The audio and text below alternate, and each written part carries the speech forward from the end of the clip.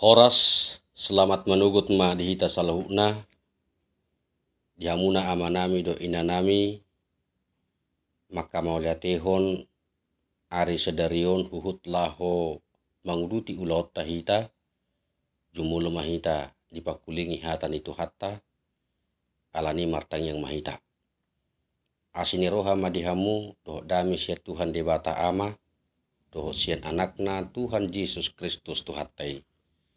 Amin. Dihamuna amanami inanami haha anggin na pinaribot sudi ruas ni hurian itu hatta. Selamat pagi, salam sejahtera, salam sehat ma dihita salahuna. Barita nauli ma buhui ulota sadarion. Dikutip sian 2 Tesalonika bidutulu ayat 5. Kiranya Tuhan tetap menunjukkan hatimu kepada kasih Allah dan kepada ketabahan Kristus. Demikian firman Tuhan. Tuhan menunjukkan hatimu kepada kasih Allah. Saudara-saudara yang terkasih, ada banyak orang terlihat mengasihi saudaranya, mengasihi temannya, dan mengasihi sahabatnya. Dan itu adalah baik. Tetapi ketika seseorang itu mengasihi saudara, teman, sahabatnya, dia melakukan itu belum tentu didasari oleh kasih yang tulus. Umumnya manusia itu sifatnya adalah belas kasihan dan bahkan terkesan mengasihi karena ada maunya, tidak mengasihi dengan apa adanya. Artinya terlihat mengasihi dengan cara yang tidak tulus. Namun berbeda dengan kasih Allah. Bahwa kasih Allah tulus adanya tanpa menuntut belas kasihan. Kasihnya di atas segala kasih yang nilainya tertinggi dari kasih apapun di dunia ini. Bahkan ia menyatakan jauh sebelum kita dan segalanya ada, bahwa ternyata dalam kasih ia Yesus Kristus telah menentukan kita dari semula oleh Yesus Kristus untuk menjadi anak-anaknya sesuai dengan kerelaan kehendaknya. Itu dapat kita lihat dalam kitab Efesus pasal 1 ayat 5.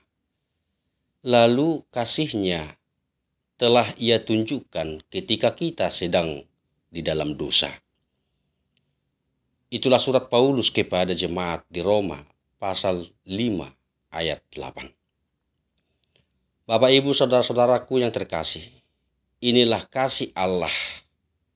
Kasih yang tidak hanya berbicara kepada semua orang, tetapi kasih Allah di dalam Yesus Kristus adalah kasih yang tetap berbuat. Semua yang dilakukan Yesus dalam kasihnya adalah untuk keselamatan kita umatnya. Karena begitu besar kasih Allah akan dunia ini, sehingga ia mengaruniakan anaknya yang tunggal, supaya setiap orang yang percaya kepadanya tidak binasa, tetapi menerima kehidupan yang kekal. Dalam Yohanes 3 ayat 16. Bahwa ketabahan Yesus adalah teladan iman yang penuh ketabahan ketika dia menyatakan pengorbanannya, penderitaannya, dan kematiannya. Dan pengorbanan itulah menjadi role model yang memberikan sebuah jalan keluar yang sangat indah dan yang paling ampuh ketika dalam masa-masa sulit, yakni dengan menunjukkan hati kita kepada ketabahan Kristus. Dengan menunjukkan hati kita kepada ketabahan Kristus. Saudara-saudara terkasih, Bapak Ibu yang dikasihi oleh Tuhan kita Yesus Kristus, ketika kita banyak pencobaan, ketika kita banyak kesulitan hidup, dan kita hadapi pencobaan kesulitan itu di dalam kehidupan kita setiap saat.